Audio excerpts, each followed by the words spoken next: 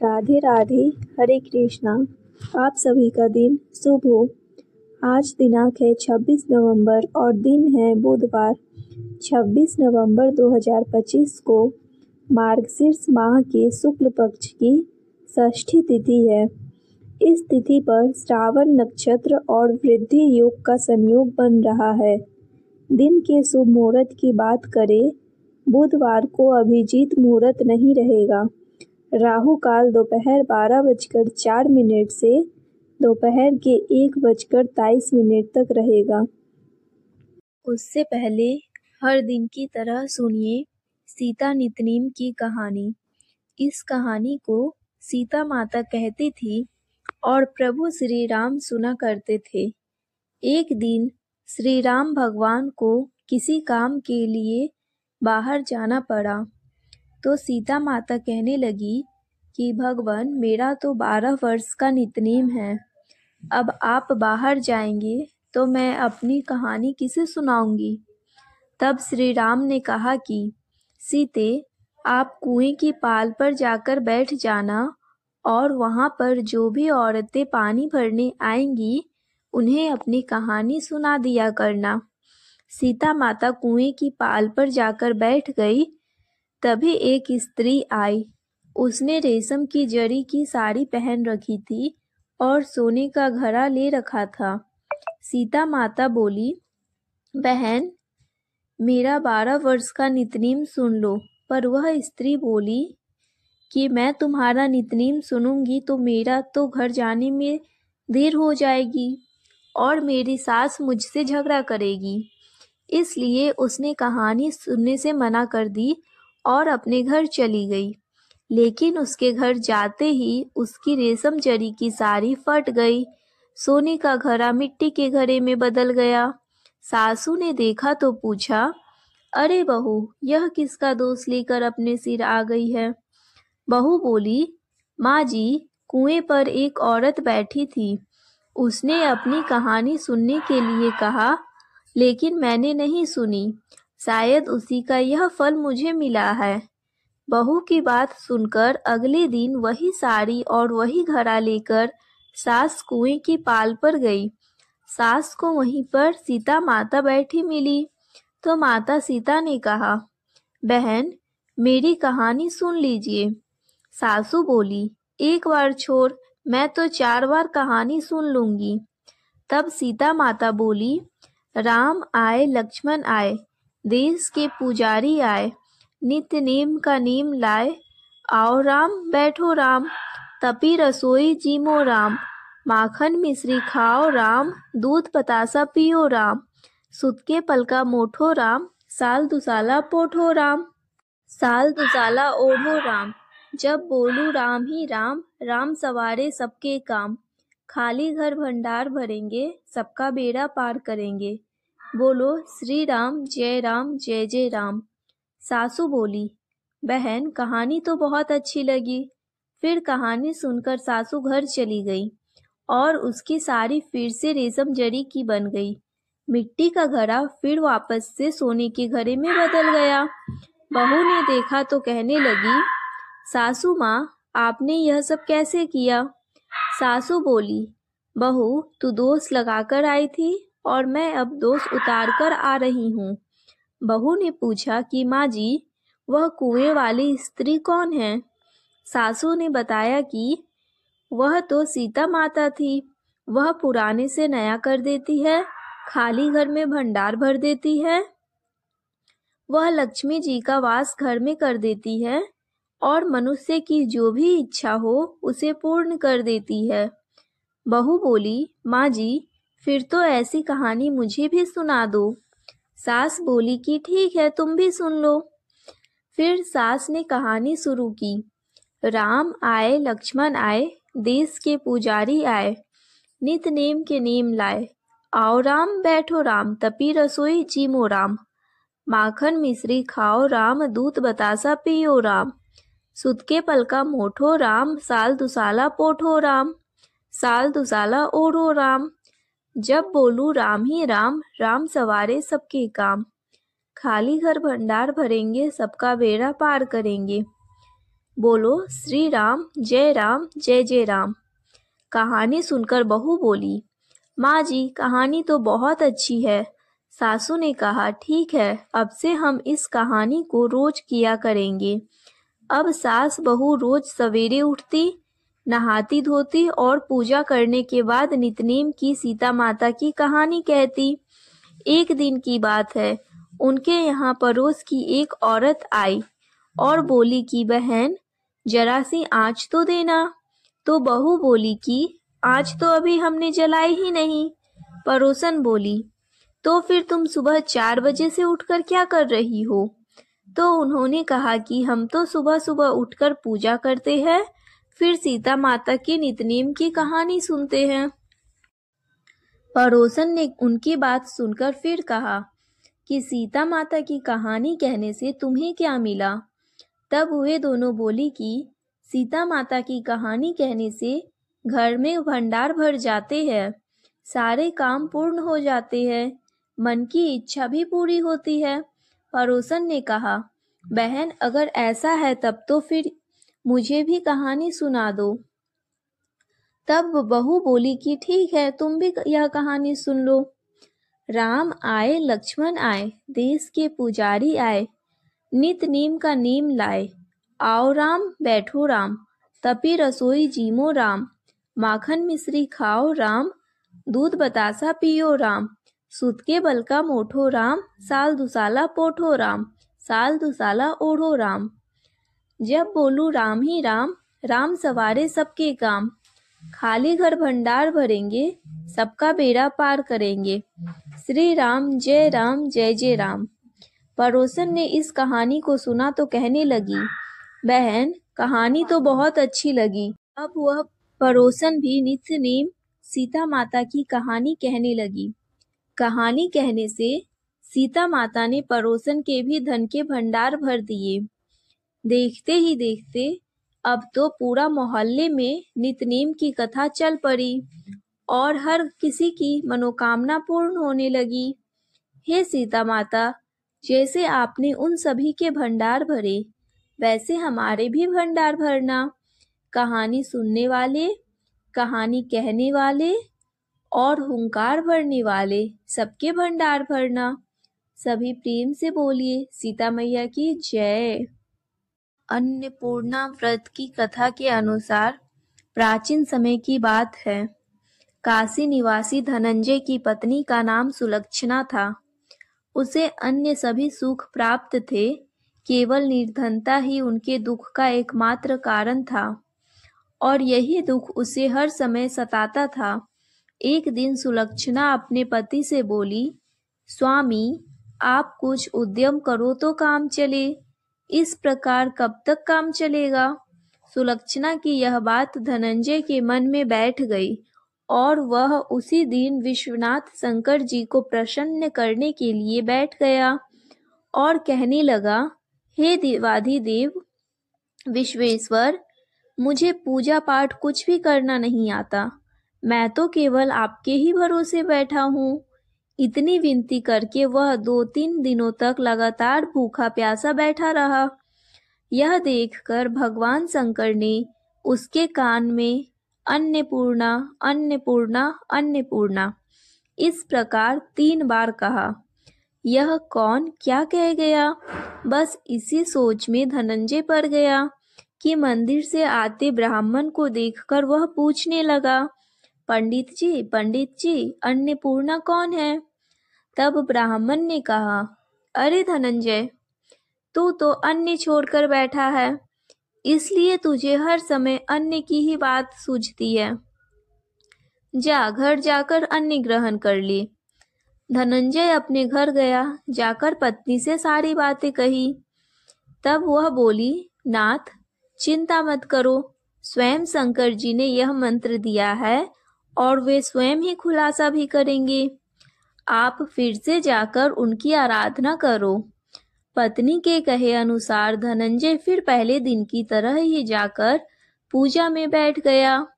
रात्रि में भगवान शंकर जी ने आज्ञा दी, कहा तू पूर्व दिशा में चला जा। अब धनंजय अन्नपूर्णा का नाम जपता जाता और रास्ते में फल खाता, झरनों का पानी पीता। इस प्रकार कितने ही दिनों तक लगातार वह चलता रहा। वहां उसे चांदी से चमकते वन की शोभा देखने मिली, सुंदर सरोवर देखने मिला। उसके किनारे कितनी ही अप्सराएं झुंड बनाकर बैठी थी। एक अप्सरा कथा कहती थी और सब माँ अन्नपूर्णा इस प्रकार बार बार कहती थी। यह अगहन मास की उजियारी रात्रि थी और आज से ही व्रत आरंभ था। जिस शब्द की खोज करने वह निकला था, वह उसे वही शब्द सुनने को मिला। धनंजय ने तब उनके पास जाकर धीरे से पूछा, हे देवियों, आप यह सब क्या कर रही हो? तब उन सब ने कहा, हम सब माँ अन्नपूर्णा का व्रत कर रही है। व्रत करने से क्या होता है और क्या यह व्रत किसी ने किया भी है? इससे कब किया जाए, कैसे किया जाए और इसकी क्या विधि है, मुझसे भी कहो। धनंजय के कहने पर अप्सराएं कहने लगी, इस व्रत को कोई भी कर सकता है। 21 दिन व्रत करने के लिए 21 गांठ वाला सूत लेना। 21 दिन यदि ना कर पाए तो 1 दिन का ही उपवास करे और यह भी ना करे तो केवल कथा सुनकर ही प्रसाद ले ले। निराहार रहकर कथा कहे। कथा सुनने वाला कोई ना मिले तो पीपल के पत्तों को रखकर सुपारी या घृत कुमारी यानी गवार पाठ को वृक्ष के सामने रखकर दीपक को साक्षी बनाकर सूर्य, गाय, तुलसी या महादेव को बिना कथा सुनाए मुख्य में अन्न मत डालना। यदि भूल से कुछ पड़ जाए तो 1 दिन फिर से उपवास करना। व्रत के दिन क्रोध ना करे और झूठ ना बोले। अप्सराओं के द्वारा विधि बताने पर धनंजय बोला, फिर बताइए इस व्रत के करने से क्या होगा? तब वे कहने लगी, इसके करने से अंधे को नेत्र मिल जाता है, लूलों का हाथ मिल जाता है, निर्धन के घर में धन के भंडार भर जाते हैं, बांझन को संतान मिलती है, मूर्ख को विद्या मिलती है और जो जिस कामना से व्रत को करता है माँ उसकी वह हर कामना पूर्ण करती है। धनंजय कहने लगा, बहनों, मेरे घर में भी धन नहीं है, विद्या नहीं है, कुछ भी तो नहीं है मेरे पास। मैं तो दुखिया ब्राह्मण हूँ, मुझे इस व्रत का सूत दोगी क्या? हाँ भाई, तेरा कल्याण हो, हम तुझे सूत देंगे, ले इस व्रत का मंगल सूत ले। तब धनंजय ने व्रत का सूत ले लिया। तब धनंजय ने उन अप्सराओं से सूत लेकर व्रत को किया। व्रत पूरा हुआ, तभी सरोवर में से 21 खंड की स्वर्ण सीढ़ी हीरा मोती जड़ी हुई प्रकट हुई। धनंजय जय अन्नपूर्णा कहता जाता था। इस प्रकार जाने कितनी ही सीढ़ियां उसे चढ़नी पड़ी। तब अंदर जाकर उसने क्या देखा कि करोड़ों सूर्यों से प्रकाशमान माँ अन्नपूर्णा का मंदिर है। उसके सामने स्वर्ण सिंहासन पर माँ अन्नपूर्णा विराजमान है। सामने भिक्षा हेतु शंकर भगवान खड़े हैं।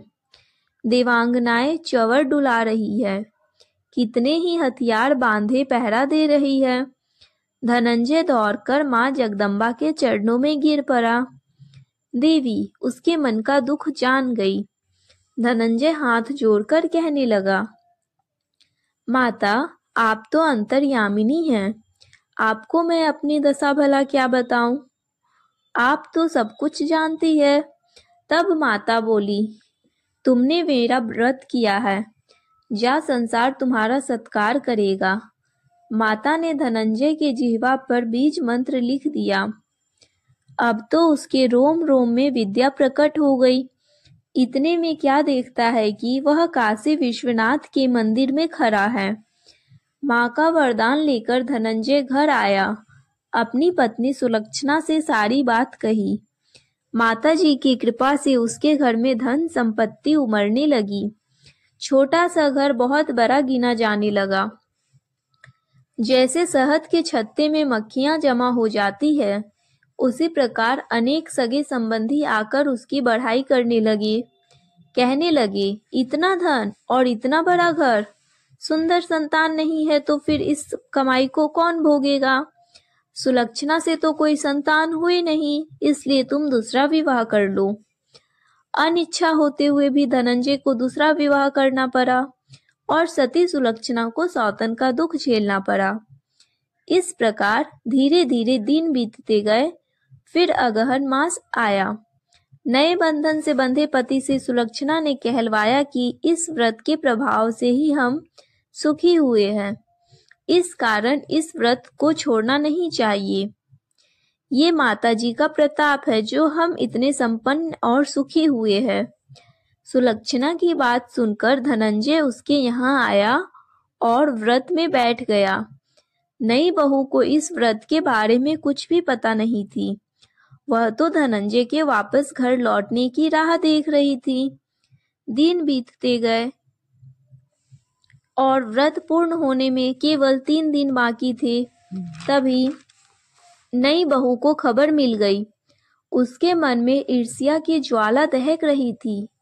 वह सुलक्षणा के घर में आ धमकी और उसने वहां भगदड़ मचा दी और वह मारी क्रोध के धनंजय को अपने साथ ले गई। नए घर में धनंजय को थोड़ी देर के लिए निद्रा नया दबाया। वह गहरी नींद में सो गया और ठीक उसी समय नई बहू ने उसका व्रत का सूत तोड़कर आग में फेंक दिया। अब तो माताजी का कोप जाग गया। इधर माता क्रोधित हुई और उधर उसके घर में अचानक आग लग गई। सब कुछ जलकर खाक हो गया। सुलक्षणा जान गई और पति को फिर अपने घर ले आई। नई बहू रूठकर अपने पिता के घर जा बैठी। पति को परमेश्वर मानने वाली सुलक्षणा बोली, नाथ घबराना नहीं, माताजी का कृपा अलौकिक है। पुत्र कुपुत्र हो जाता है पर माता कभी कुमाता नहीं होती। इसलिए आप श्रद्धा और भक्ति से आराधना शुरू करो, वे हमारा कल्याण जरूर करेंगी।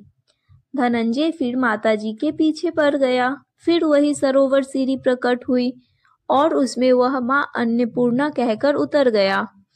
वहां जाकर माता के चरणों में करुण क्रंदन करने लगा, विलाप करने लगा। माता प्रसन्न होकर बोली, ये मेरे स्वर्ण की मूर्ति ले, उसकी पूजा करना, तो फिर सुखी हो जाएगा। जा, तुझे मेरा आशीर्वाद है। तेरी पत्नी सुलक्षणा ने श्रद्धा से मेरा व्रत किया है, उसे मैंने पुत्र का वरदान दिया है। धनंजय ने आंखें खोली तो खुद को काशी विश्वनाथ के मंदिर में खड़ा पाया। वहां से फिर उसी प्रकार वह घर को आया। इधर सुलक्षणा गर्भवती हुई और 9 महीने पूरे होते ही उसके यहाँ पुत्र का जन्म हुआ। गांव में आश्चर्य की लहर दौड़ पड़ी। अब तो गांव में जिसकी कोई भी कामना होती वही मनौती मांगने लगता और इस तरह सभी लोगों की मनोकामना पूर्ण होने लगी। इस तरह उसी गांव के निसंतान सेठ के पुत्र होने पर उसने माता अन्नपूर्णा का मंदिर बनवा दिया। उसमें माताजी धूमधाम से पधारी। यज्ञ हुआ और धनंजय को मंदिर के आचार्य का पद दे दिया गया। जीविका के लिए मंदिर की दक्षिणा और रहने के लिए बड़ा सुंदर सा भवन दे दिया गया। धनंजय पत्नी और पुत्र सहित वहां सुख से रहने लगा। माताजी के चढ़ावे में भरपूर आमदनी होने लगी। इधर नई बहू के पिता के घर में डाका पड़ गया। सब कुछ लूट गया और वे भीख मांगकर अपना जीवन पेट भरने लगे। सुलक्षणा ने जब यह सुना तो उन्हें बुलावा भेजा और उनके आने पर उन्हें अलग घर में रख लिया गया और उनके अन्य वस्त्र का प्रबंध भी कर दिया। धनंजय, सुलक्षणा और उसका पुत्र माताजी की कृपा से आनंद से रहने लगा। माताजी ने जैसे उनके भंडार भरे वैसे सबके भंडार भरे। सभी प्रेम से बोलिए, अन्नपूर्णा माता की जय। मार्गशीर्ष मास के प्रभात में मथुरा के समीप स्थित एक छोटे से गांव में भक्त प्रहलाद दास रहता था। उसका जीवन विष्णु भक्ति में बीतता था। प्रतिदिन ब्रह्म मुहूर्त में वह तुलसी के समीप बैठकर नारायण के नाम का कीर्तन करता और दिन भर निर्धन, यात्री तथा वृद्ध लोगों की सेवा में लगा रहता था। एक दिन मार्गशीर्ष शुक्ल पक्ष की द्वादशी को गांव में भीषण सूखा पड़ने की आशंका हुई। कुएं सूख रहे थे और पशु पक्षी प्यास से व्याकुल थे। ग्रामीण भयभीत थे कि यदि जल न मिला तो जीवन कठिन हो जाएगा। प्रहलाद दास ने सबको एकत्र कर कहा, मार्गशीर्ष मास स्वयं भगवान श्री कृष्ण का प्रिय मास है। इस मास में सच्चे मन से की गई प्रार्थना अवश्य फल देती है। हम सभी मिलकर नारायण का स्मरण करेंगे और वर्षा के लिए प्रार्थना करेंगे।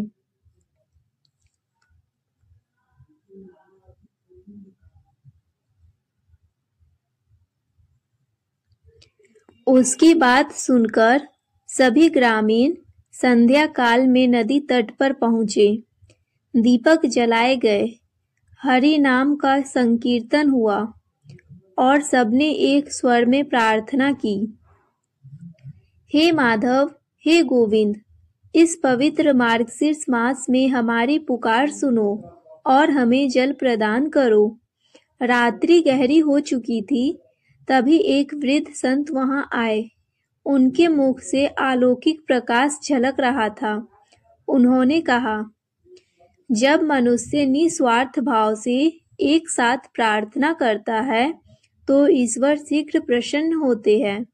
तुम्हारा विश्वास अडिग है, अतः प्रभु तुम्हारी परीक्षा भले ले, परंतु तुम्हें विपत्ति में नहीं छोड़ेंगे। इतना कहकर वे अदृश्य हो गए। सभी ग्रामीण चकित थे। अगले ही क्षण दिशा में तेज पवन चली, बादल घिर आए और रात्रि में मूसलाधार वर्षा होने लगी। सूखी धरती मानो जीवन पा गई। कुएं भर गए, खेत हरे हो उठे और पशु पक्षी आनंद से भर गए।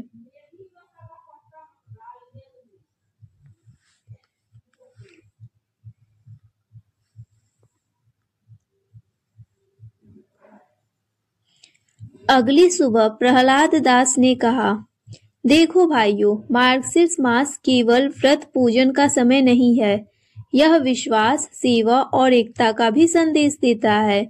जो भक्त मन, वचन और कर्म से सत्य व भक्ति में स्थित रहता है, उसे प्रभु सदैव रक्षा प्रदान करते हैं। इस प्रकार मार्गशीर्ष मास के इस दिव्य अध्याय ने पूरे गांव को सिखाया कि श्रद्धा, सेवा और संगठित उपासना से असंभव भी संभव हो जाता है।